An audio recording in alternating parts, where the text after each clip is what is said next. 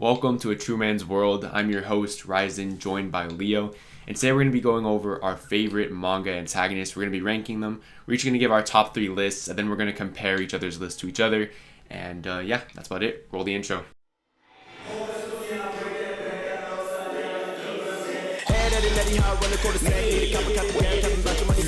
Alright, so for my third favorite manga antagonist of all time, I have Kira Yoshikage from JoJo's Bizarre Adventure Part 4. My main reasoning for having Kira Yoshikage in my top 3 isn't necessarily because of, like, a lot of people really like Killer Queen. I also like Killer Queen. But I'm more so drawn to the idea of, like, the villain that doesn't really want to be a villain, you know? And I like how Araki kind of makes it up for debate whether he truly wants to have a normal life or not. I thought that to be pretty compelling. And just his overall character arc, the fact that, like, in most of these JoJo parts, we don't really get to spend a lot of time with the antagonists. They're kind of just shoved at the end. But with Kira, we actually get to see him and follow him just as much as Josuke actually throughout the second half. And I found it just everything he did to be very entertaining. And even more so than a character like, for example, a lot of people like to point to Funny Valentine when they're talking about the greatest JoJo's antagonist. But for me personally, I didn't really find Valentine's conviction to be all that, and I more so preferred the ambiguity that Kira Yoshikage provided to the story. My number 3 is actually Garo. From One Punch Man? From One Punch Man, yeah. What? Yeah. Why? Alright. When I first watched One Punch Man, I feel like the appeal of having a protagonist that just mopped the floor with everyone without even, like, really trying kind of wore off. Like, obviously it would. And then I think Garo saved the entire show. Season 1 for me was like a 9 out of 10. And, like, Garo... That's a little high. That's a little high, as That's I'm a saying. little high? Yeah. You didn't think the animation, like, it was, like, completely new. Like, everything that One Punch Man brought to the table was, like, different. I mean, I didn't watch it at the time when it was out. I watched it years later. So maybe, you know, now I have things like Demon Slayer and whatnot to compare it to. But I know at the time it was like... Demon Slayer's garbage. Well, I know, like, at the time, like, the animation was, like, better than, like, 99% of other stuff. But now we have, like, Demon Slayer, Jujutsu Kaisen, all that other stuff in terms of, like, animation. So, like, One Punch Man doesn't really stand out as much, you know? But, like, in terms of a story, One Punch Man isn't a 9. That's all I gotta say. I think it raised the bar. Have you even read the manga? I have read the manga. I've tried to read it twice, and I dropped it because it's so boring. What part did you get to? Not even to where season 1 of the anime ended. Why would you? Bro, you don't read it like that. You read it where, like, the anime ends. Nah, because sometimes in the manga they change a little. I like to, whenever I get into a series again, like after watching an anime, I read it from chapter 1. I think that's how it's supposed to be experienced. Nah, I don't like rereading stuff that I've already seen. I feel like, I don't know, it just gets kind of stale. This is why you're impatient. Yeah. So you're saying that you put Garo at 3 because he pretty much brought a whole new, like, what? He brought, like, a whole new element to the story. Like you said before, there's pretty much no story in season 1. Like, it's literally just, like, kind of like a parody. But Garo, he brought, like, realness to the story, dude. He stood out. I mean, it's not hard to stand out in the world of One Punch Man because, like, everyone's kind of... who's your favorite character in that? Like, Super Alloy Darkshine? That was your favorite character? It's also Garo. Yeah. I really like Garo. But to top 3 antagonists of all time? Dude, I don't know, dude. You haven't read the manga. You're right. I can't say anything without spoiling. And I feel like in the manga, his arc is pretty good, dude. I enjoy the whole thing of, like, how he roots for the villains instead of the heroes because, like, in like fiction in general, the villains are always made to look bad, and when in reality a lot of them actually have, like, good, like, they think they're doing the right thing, like Thanos, for example, right? And so, like, I kind of get, like, somebody sympathizing with that side. It's pretty cool, dude. And Garo, like, his designs, like, I've seen, like, you know, stuff on Twitter and stuff of, like, his transformations and whatnot. I haven't actually, like, read it, but, like, they look pretty sick. Are they not? They are. Like, I don't think you've seen, like, the latest one, but, like, he goes through, like, several transformations. So, like, the latest one where he's at right now, it's crazy. Alright, so For my number 2 antagonist in all of manga, I have Johann Liebertz from Monster. I watched like half of that show in middle school, and then I dropped it. But that guy actually like terrified me when I was a kid, so I can see that, yeah. I think he's one of the few antagonists where like the anime actually enhances it, because like 99% of the time when I'm like reading a series or watching a series, I always am gonna prefer that manga just because, you know, the way it's drawn is usually like better, right? But in the anime, Johann just has this like, the voice that they have for him is perfect. It's like this like incredibly soothing, yet like I don't know, it has like these sinister undertones. I don't know how to describe it, but it's like, it's amazing, man. 一番の恐怖って何だと思う? And I really think that like Johann as a character just drives the plot of Monster so much. He's like a perfect example of an antagonist that goes against the protagonist in every single facet imaginable and like pushes him to the brink of like, well, Tenma as a protagonist, he's never gonna like fold. He's never going to like turn his back on his moral compass, but he's really pushed to like extreme places that you would think a character like him would never go to, simply because of Johann. And Johann is just a menace. Like, I don't know if you remember this or if you saw this, but at one point there was like a kid who didn't know his parents, right? And basically his whole dream, this little kid, his entire dream was like, you know, one day I'm gonna meet my mom. And then Johann took him out to this like red light district and showed him like a bunch of prostitutes like getting he showed him a bunch of prostitutes, and he's like, yeah, this was your mother. This was your life, bro. This is what you came from. You're nothing more. And then he took him to a bridge and tried to get him to jump off. Like, it's just like, you don't see this in like with any other series. And I think I don't know, just like the realism of his character, it feels so real while at the same time being like so far exaggerated and so so incredibly evil, like unrealistically evil. I don't know how to explain it really. It's one of those characters that you just have to experience yourself on a read through. Alright, well, my number 2 is actually from the Baki series. It's Yujiro Hanma. So I don't think you're that familiar with this character, but since we're going off of like evil things they've done in the manga, this hasn't been like covered in the anime yet, and it probably won't be, to be honest. Like it's pretty messed up what Yujiro does, but essentially there's this mountain climber, and he lives for like thrills, right? And he like recognizes himself as like a true man because of like all the feats that he's accomplished. And Yujiro stumbles across him, right? And basically he just straight up rapes him. A man? He rapes a man. Yeah. Why? It gets explained in the story, but basically what Yujiro sees everyone else as is women. He sees everyone as a bunch of pussies, dude, literally. Like, everyone besides him is a woman because of how much testosterone is in his body. That's like actually from the manga. It actually says that? Yeah, because of Yujiro's testosterone levels are like inhuman, and like you can't even compare it to like an animal. So like basically he sees every living creature on Earth, not even like humans, like animals too, as just women. Everyone's a pussy to him. That's wild. To quote Yujiro Hama too, 10,000 cowards are the same as one. It's pretty powerful. Not really, to be honest. I messed up the quote. To quote Yujiro Hanma, what's futile is not realizing the reality of your own futility. 10,000 cowards are the same as one. That's pretty powerful.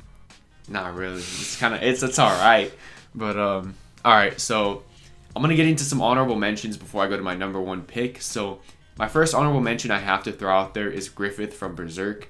The only reason why he's not number 1, because he would be at number 1 actually, but the thing is I haven't finished Berserk yet, and so I'm just basing this off of the Golden Age arc. I've read the Golden Age arc like 3 times. I don't really want to progress beyond that, because if you've read the Golden Age arc, you kind of understand that after that arc, it kind of breaks you, and it makes you never want to read a series again for like the next 2 weeks. So I'll go through this cycle of reading Golden Age, absolutely loving it, and then kind of just getting broken by it, and then I'm like, all right, I'm not reading manga anymore, and then I just pick up another series later. So until I kind of end that cycle, I'm not really comfortable putting Griffith at number 1, just because like I don't know what he does after the Golden Age arc. So but you know, if it wasn't for that limit that I'm placing on myself, Griffith would be the number 1 spot. Oh, another honorable mention is going to be Rachel from Tower of God. If you've read the webtoon, you definitely know where I'm coming from. But if you only watch the anime, you probably think I sound like an idiot. But in the webtoon, she actually is a really, really well-written and complex character.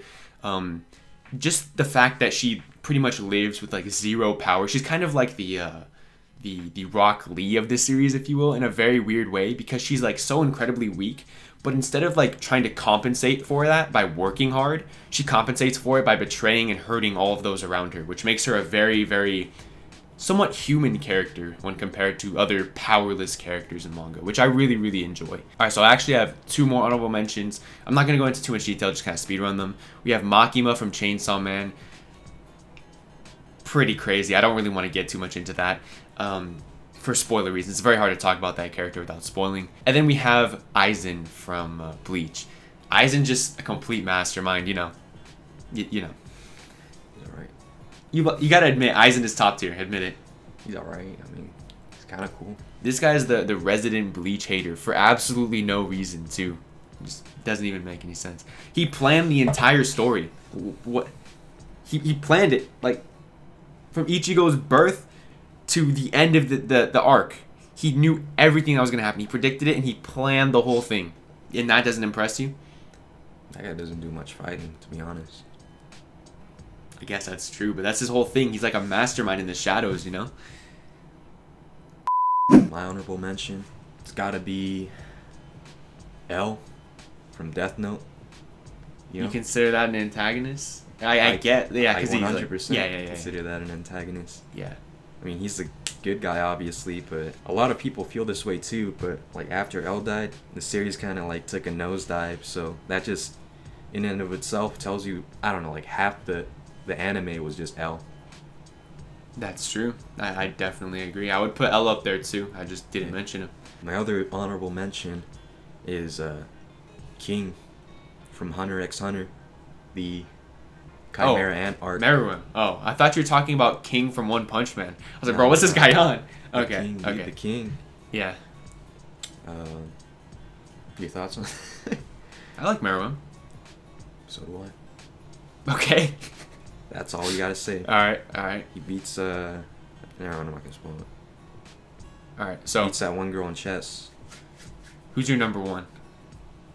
Is that how you want to do it? Yeah. Let's just dive right into it. All right. My number 1 is actually from a manhwa. Shocking, right? It's it's Sang-woo from Killing Stalking. This dude chose a hentai antagonist, dude. Technically not. It's under the category of horror, so. Alright, but for those of you who are unfamiliar with the series Killing Stalking, it's actually the number one horror manhwa. So there's nothing wrong with reading it. There's nothing wrong with it. But yeah, so basically, right? Just like a summary of like the first couple chapters, no spoilers or nothing, but this guy's a bit of a loony, and he kidnaps the main protagonist, and he makes him endure all these, like, he fucks with him psychologically, basically, and he, I don't know, throughout the series, the undertones of Stockholm Syndrome are very apparent, and, like, if you just look under the surface, like, I don't know, if you can stomach what's, like, happening here, because it's messed up, it's, like, kidnap and, like, manipulation and, like, Stockholm Syndrome and all this, and that's why he's my number 1, dude. Like, I don't know, I feel like the psychology of it is just it's too powerful. It's too powerful, man. Like, put yourself in Bum's shoes. Put yourself in his shoes. I'd rather not put myself in the shoes of I don't. Nah. All right, we're packing it up. We're done. All right.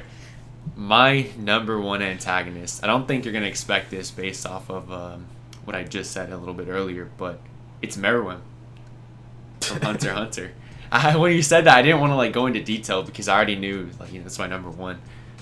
Dude, I was actually thinking about putting him as number one too, but I was like, nah, I'll troll. So the reason why I have Meruem as number one is just like the variety in terms of like him having everything that I want from an antagonist. So he has that sort of like menace nature, right? Where like if anybody looks at him funny, he flicks his tail, just decapitates them. You know, he has that like insane power level, like way stronger than anybody else pretty much in the entire verse, besides like, you know, maybe some Dark Continent stuff that we haven't got into. But in general, he's going to be stronger than pretty much everybody. He has this like super intense like sort of ego to where like nobody can even like look at him funny, you know, which is really entertaining.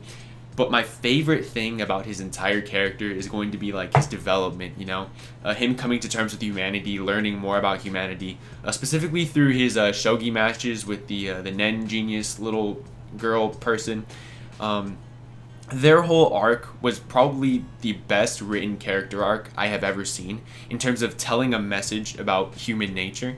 I found that to be just like really, really compelling, and you know, it is what it is, man. I actually cried when King died in the shogi girl's arms, dude. Such a soy boy, dude. Out here crying during a shonen manga, dude. That was so sad. You just tell me you never cried during any. One Piece had me tearing up every once in a while, but I never like actually like shed a tear, dude. I said like the saddest moment, not the saddest, but like the most like tear-jerking moment reading like a shonen would probably be like when Itachi told like Sasuke, "I'll always love you" or something like that. I remember that had me like, that was pretty emotional. But like other than that, it's like, I don't know. Besides One Piece, shonen doesn't really hit like that. And also besides that moment too. But like I wasn't about to cry. I was too bored, dude. Hunter x Hunter was boring me, dude. You just put him at your number one. What do you mean? Nah, dude, but it's boring though. Like the Chimera Ant arc as a whole is like 70% sleeper. The only good parts is Meruem's like character. That's it. I disagree. Am I the only one that liked the octopus guy? Yeah, you are. I love that guy. I love the octopus guy. Knuckles with his APR. That guy was cool. You didn't like that guy? You didn't like Knuckles? They're alright. You didn't like Shoot? When Shoot was riding his hand? Like that was alright. It's a Devil May Cry. Like he spent 2 seconds. He dude, that was crazy. He did something he's never done before, and you're out here shit talking. Yeah. All right. Well, that's about it for our ranking manga antagonist lists. Let me know what your guys' lists are. I'd love to see your guys' top 3, top 5, top 10, anything. We are gonna read and reply to every single comment on this video, so you know, let's talk about it. Thank you so much for making it to the end. If you enjoyed the video, be sure to leave a like and subscribe to the channel as we're doing much more manga content. And if you want to give me money, I have a Patreon. 0% of it goes to this guy. The 100% goes to me in the description. I'm not joking, by the way. I'm not giving this guy a penny. Also, one last thing. I have a collab with The Masked Man where we go and roast all of your guys' favorite manga. That video is linked in the description. It's on my other channel, so be sure to check that out. And other than that, have a great rest of your day. And I'll see you guys in the next video. Oh, we will see you guys in the next video. Peace out.